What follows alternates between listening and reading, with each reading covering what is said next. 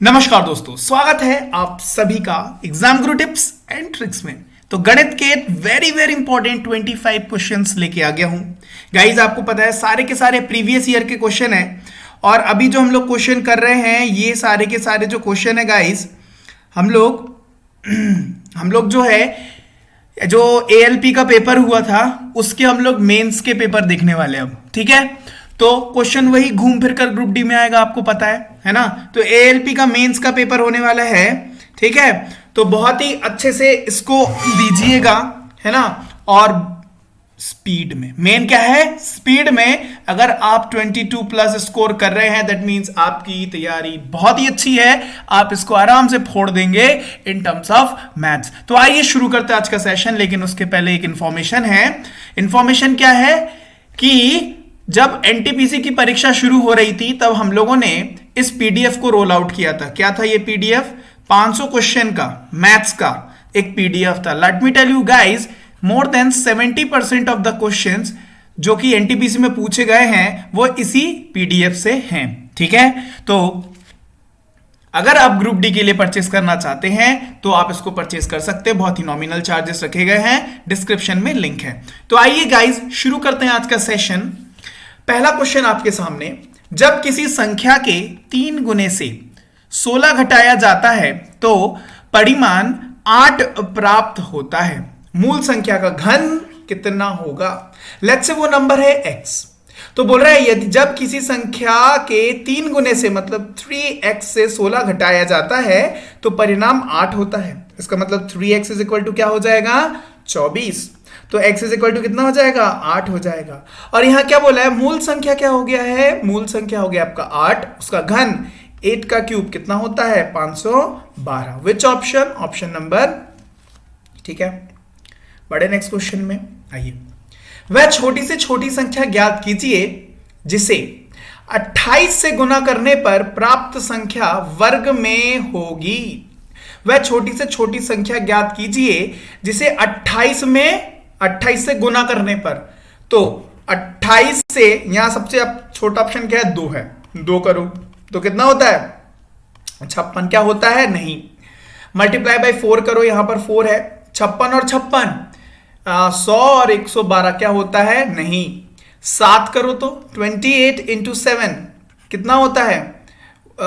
7 8 56 और 14 और 196। जी हाँ, ये 14 का स्क्वायर होता है। इसका मतलब वो सबसे छोटी संख्या क्या हो जाएगी? Option number D is your right answer. Next question, रुपए 100 की राशि पर 2 वर्ष के लिए 10% वार्षिक दर पर चक्रवृद्धि ब्याज और साधारण ब्याज के बीच का अंतर।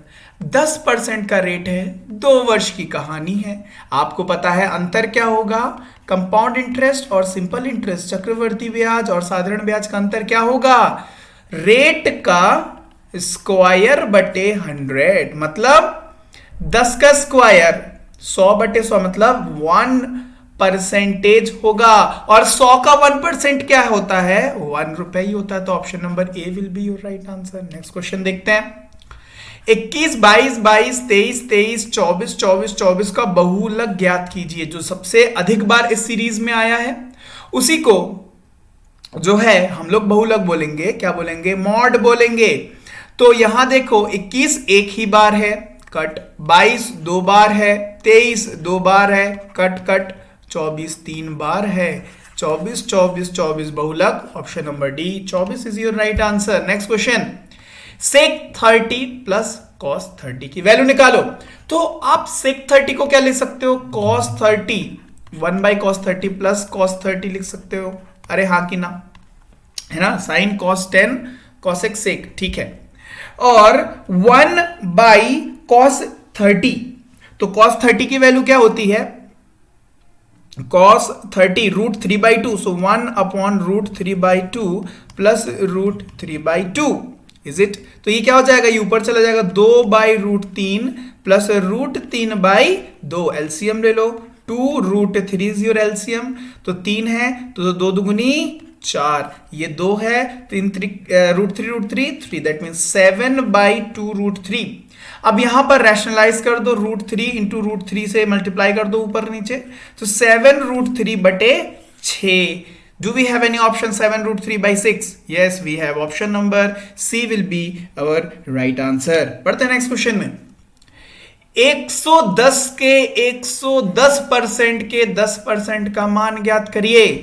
110 के 110% के 10% का मान. खेल खत्म. तो 0 0 0 0 0 0, एक शून्य बचा है. 11 का स्क्वायर कितना होता है? 1 to 1 multiply by 1 is 1 divided by 10, that means 12.1. Option number A will be your right answer. Next question. यदि x minus 1 whole square plus y minus 2 whole square is equal to x minus 1 और y minus multiply by y minus 2, जहां x और y पूर्णांक है. जैसे ही पूर्णांक बोल दिया तो x इज इक्वल टू 1 से मुझे स्टार्ट करना होगा. अरे हाँ कि ना. तो x 2x प्लस 3y का मान ज्ञात कीजिए. तो we have to put, since यहां पूर्णांक बोल दिया तो we have to put x is equal to 1. तो यहां पर अगर मैं 1 पुट करूंगा तो 1 माइनस 1 0, 0 का स्क्वायर 0, और यहां y माइनस 2 का whole square will be equal to 1 minus 1 0, 0 multiply by anything is 0, that means 0. So y minus 2 is equal to 0 and we will get y is equal to 2. So x is equal to 1 we have taken and y is equal to 2 we got. So we have to put this in this. So 2 into 1 plus 3 into 2, that means 2 plus 6, how much? 8. Which option? C. Next question आइए. Triangle XYZ में y पर समकोण है. ठीक है, y पर अगर समकोण है तो ये हो गया y XYZ. ठीक है, x 45 है, ये 45 डिग्री है. तो बोल रहा सेक x. यार तो भैया सीधे ही पूछ लेते, सेक 45 डिग्री कितना होगा.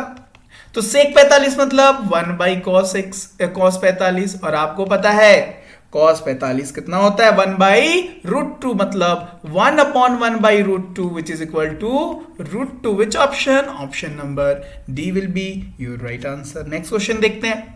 एक वस्तु को रुपए 642 में बेचा गया जबकि उसका क्रय मूल्य 600 था. अर्जित लाभ का प्रतिशत ज्ञात करिए. सीपी कितना था? 600 रुपए था. बेचा कितना गया? कितने में? 642. कितने की बढ़ोतरी? 42 की. किस पर? 600 पर. Multiply by 100. 0 0 0 0 7%. Option number A is our right answer. Next question देखते हैं. बिंदु 2 3 का x अक्ष पर प्रतिबिंब क्या होगा? क्या इमेज पूछ रहा है. इसको करने के ढेरों तरीके बताए जाते, लेकिन सबसे कॉमन सेंस वाला तरीका देखते हैं. आइए बना लो पहले. 1 2 3, 1 2 3 अपने अनुसार बना लेना. बोल रहा है 2 3, और आपको पता है किस फॉर्मेट में होते हैं कोऑर्डिनेट्स? x और y के फॉर्म में. मतलब 2 यहां और 3 यहां, मतलब यहां वाला पॉइंट को मैं बोल सकता हूं 2 3, है ना. 2x पे ये x एक्सिस है और ये y एक्सिस है. ठीक है. सो यहां 2 3 हो गया. इसका प्रतिबिंब किधर बनेगा जरा बताओ तो. यहां कहीं बनेगा ना. अरे यहां बनेगा कि नहीं बनेगा. तो इसके कोऑर्डिनेट्स को क्या लिखोगे भाई? x का तो ये 2 का 2 ही रहेगा, लेकिन y यहां पर -3 में आ जाएगा. अरे हाँ कि ना. अरे हाँ कि ना, जरा बता दो तो. कहां जाएगा? -3 में आ जाएगा. तो मैं इसको क्या लिख सकता हूं? 2 का 2 ही लिखूंगा, लेकिन y -3 हो जाएगा. सो 2n - 3 option number D will be our right answer. बढ़ते नेक्स्ट क्वेश्चन में. दो संख्याओं का लासा 48 है और उनका अनुपात 2:3 है. संख्याओं का योग क्या है? ओके, यहां पर अभी क्या दिख रहा है आपको? एलसीएम 2 × 3 मतलब 6 आपको एलसीएम दिख रहा है, जिसकी वैल्यू 48 दी गई है. मतलब 6 8 जा. ठीक है. इसका मतलब अभी इनका सम क्या दिख रहा है जरा देखो तो. 2 और 3 कितना दिख रहा है? 5. तो 5 × 8 है ना, कितना हो जाएगा? 40. Option number A will be your right answer. Next question देखते हैं. 2 train started at a same time, एक ही टाइम पे स्टार्ट हो रहा है. one from A to B and another from B to A. If they arrive at B and A respectively at 4 hours and 3 hours after they passed each other, the ratio of the speed of the two trains was. समझ गए? मतलब ये point, ये एक point, ठीक है, ए ये है, बी ये है। एक ट्रेन शुरू होती है यहां से, ये सपोज यहां पर मिलते हैं दोनों ट्रेन, है ना, एक दूसरे से। यहां मिलने के बाद यहां पहुंचने में उसे 4 घंटे लगते हैं, और बी से जो ट्रेन शुरू हुई है यहां मिलने के बाद ए में पहुंचने में उसे लगते हैं कितना, 9 आवर्स। उसे कितना लगता है, 9 घंटे। कह रहा है find the ratio of the speed of the two train, दोनों ट्रेन के बीच में जो स्पीड का रेशियो होगा उसको ज्ञात करो।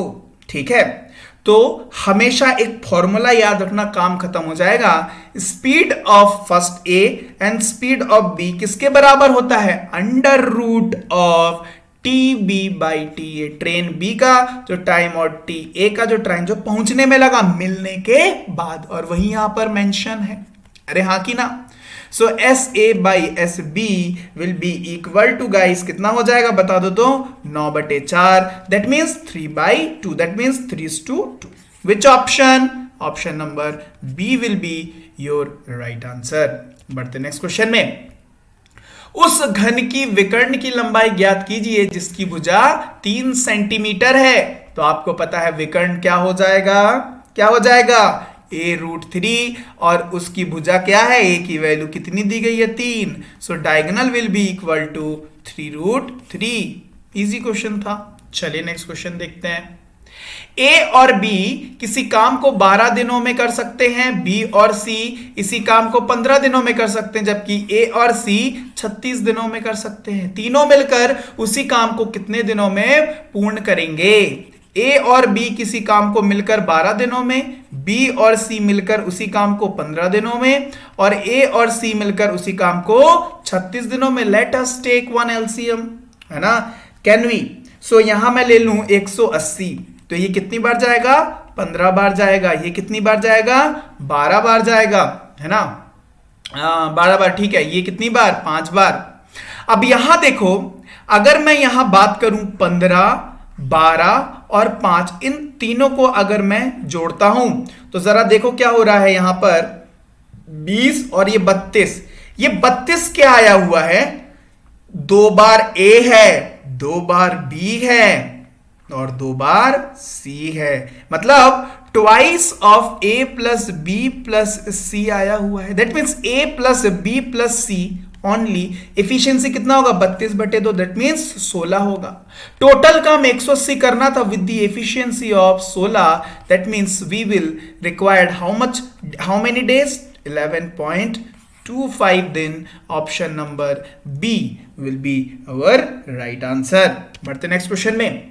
ए किसी कार्य को 15 दिनों में पूरा कर सकता है, जबकि ए और बी साथ मिलकर उसी काम को 7.5 दिनों में पूरा कर सकते हैं। बी को अकेला उसी काम को पूरा करने में कितना समय लगेगा? ए किसी काम को 15 दिनों में कर सकता है और ए और बी मिलकर उसी काम को 7.5 दिनों में पूरा कर सकते हैं। तो यहां जरा देख लो, लेट अस टेक बी को अकेला पूछा है कितने दिनों में करेगा। So let us take LCM कितना हो गया, 15। तो ये 1 और ये 2 गुना। अगर इसकी वैल्यू 1 है और ए और बी मुझे 2 बनाना है तो इसकी भी मुझे 1 रखनी पड़ेगी। भाई बी की एफिशिएंसी क्या निकल के आ गई, 1। पूरा काम करना है कितना, 15। तो 15/1 मतलब 15 डेज, 15 दिन उसको लगने वाले हैं। Option number D will be our right answer. Next question. एक टंकी को 9 घंटों में भरा जा सकता है। एक छिद्र के वजह से, एक होल के वजह से उसे भरने में 10 घंटे का समय लगता है। कितने समय में वह छिद्र अकेला पूरी टंकी को खाली कर देगा? एक टंकी है जिसको 9 घंटे लगते हैं भरने में। एक छिद्र होने के साथ लेट्स से वो बी हुआ, उसको भरने में अब लग रहा है कितना, 10 घंटा। Let us take LCM. So 90। So इसकी एफिशिएंसी 10 और ए और बी दोनों की एफिशिएंसी 9। भाई इसकी तो 10 थी, मतलब बी कितने के साथ खाली कर रहा था, -1 के साथ। तो 10 - 1 9। Satisfy condition. तो कितने समय में क्षेत्र को खाली कर देगा? पूरी टंकी, क्षेत्र पूरी टंकी को खाली कर देगा। 90 भरा हुआ है, विद द एफिशिएंसी ऑफ -1 से खाली करेगा, मतलब लगने वाला घंटा कितना है? 90 घंटे। Option number B will be your right answer. Next question देखते हैं। यदि समीकरण kx² - 12x + 9 - 0 के मूल्य बराबर हैं will be is equal to 0 होना चाहिए था, है ना? के मूल्य बराबर हैं तो k का मान ज्ञात करो। आपको पता है अगर मूल्य बराबर होंगे that means d will be equal to 0। d मतलब b² - 4ac। इसका मतलब b² - 4ac is equal to how much guys? 0। अरे आर यू गेटिंग? तो यहां b कौन है? 12 है। b कौन है? 12 है। a कौन है? k है। और c कौन है? 9 है। b का स्क्वायर 12 - 12 क्या हो जाएगा? 144 -4 of 4 times of a is k and c is 9 will be equal to 0. That means 144 minus 36k is equal to 0. That means 144 is equal to 36k. That means k is equal to 4. तो k का मान क्या आ जाएगा? Option number B 4 will be our right answer. बड़े next question में आइए। यदि 3 अंकों की संख्या 7x6 11 से विभाज्य है तो x का मान ज्ञात करिए। आपको पता है 11 से अगर विभाज्य होगा तो इनके ऑड नंबर पे, ऑड प्लेस पे जो नंबर्स हैं और जो इवन प्लेस पे नंबर्स हैं उनका डिफरेंस, उनके सम का डिफरेंस या तो 11 हो और 0 हो। तो यहां देखो 7 और 6 कितना? 13। अब इसको 0 बनाने के लिए तो भाई मैं यहां कुछ नहीं बिठाल सकता, मुझे 13 बिठालना होगा। 13 बैठ नहीं सकता क्योंकि सिंगल डिजिट नंबर होगा वो। इसका मतलब यहां पर क्या होगा? यहां पर मुझे 11 बनाना होगा, है ना? तो यहां मुझे क्या रखना पड़ेगा जरा बता दो तो। अगर मैं यहां 2 रखूंगा तो मैं 11 मिल जाएगा, तो मैं यहां पे 2 पट कर दूंगा तो x की वैल्यू क्या आ जाएगी? 2। Option number A will be your right answer. बढ़ते नेक्स्ट क्वेश्चन में। पाइप ए 50 घन मीटर प्रति घंटे के दर से एक टंकी को भरता है। पाइप बी को उसी को भरने में 4 घंटे लगते हैं। एक साथ खोले जाने पर वे उसी टंकी को 2 घंटे में भर देते हैं। टंकी का आयतन ज्ञात करिए। अच्छा क्वेश्चन है। देखो ए जो है 50 घन मीटर प्रति घंटे के दर से एक टंकी को भरता है और बोल रहा है बी जो है उसे भरने में लगाता है 4 घंटे और एक साथ खोले जाने पर कितने घंटे लगते हैं? 2 घंटे। अब जरा समझना, इनकी एफिशिएंसी अगर मैं एलसीएम 4 ले लूं तो बी की एफिशिएंसी 1 हो गई और इसकी एफिशिएंसी 2। अगर बी की 1 है तो 1 की एफिशिएंसी क्या हो गई? 1 और 1 मिलके 2। ठीक है। अब जरा यहां देखो बोला गया है ए कितने घंटे में? ए 50 घन मीटर प्रति घंटा। मतलब ए की वैल्यू कितनी है? 50 घन मीटर प्रति घंटा। ये दर हो गया और ए और बी 2 की एफिशिएंसी के साथ पूरा टंकी भर सकते हैं। अगर 1 की वैल्यू 50 हो गया तो 2 की 100 हो जाएगी। तो टंकी का आयतन कितना हो जाएगा? 100 घन metre. Option number D will be your right answer. Next question. 2, 5, 8, 14, 21 का मध्य ज्ञात, मतलब एवरेज पता करना है। एवरेज के लिए 2 + 5 + 8 + 14 + 21 बटे कितने नंबर? 1, 2, 3, 4, 5। चलो तो ये हो गया 7 और 8 15, 15 और ये हो गया 29 और ये कितना हो गया? 50 बटे 5। That means 10 will be your right answer. Option number D. आइए नेक्स्ट क्वेश्चन देखते हैं। नेक्स्ट क्वेश्चन क्या बोल रहा है? 4% वार्षिक साधारण ब्याज के दर पर रुपए 1200 की राशि कितने वर्षों में दुगनी हो जाएगी? ये 1200 झूठ मूठ का दे दिया भाई। दुगनी है ना, 100 से 200 हो जाना, मतलब 100 बढ़ेगा। किस अगर बोल रहा है टाइम, तो आपको पता है R into T is equal to बड़ा तो होती है ना। सो रेट पता कर, रेट कितना दिया गया है 4, दैट मीन्स 25 ईयर्स लगेंगे भाई। Option number C. ये तो आपको झूठ मूठ का दे दिया गया, जरूरत नहीं थी। ठीक है, चलिए नेक्स्ट क्वेश्चन देखते हैं। यदि ए का 25% बी है तो 160 का बी प्रतिशत बराबर होगा किसके? देखो जरा, ए का 25% मतलब 25/100 किसके बराबर है? बी के। That means we can write A into 25 is equal to B into 100। Cross multiply इस तरफ पहुंच गया। That means we can write, देखो वी कैन बी परसेंट बोला है ना, तो सबसे पहले मैं बी की वैल्यू निकालू। So we can write B is equal to A into 25/100। लिख सकता हूं कि नहीं लिख सकता हूं? घूम फिर के मैं यहीं आ गया है ना। तो यहां मैं क्या लिख सकता हूं? 1/4। That means I can write b is equal to a/4। इसका मतलब 160 का b प्रतिशत, दैट मीन्स 160 का b प्रतिशत मतलब 1/4 परसेंटेज, मतलब यहां पर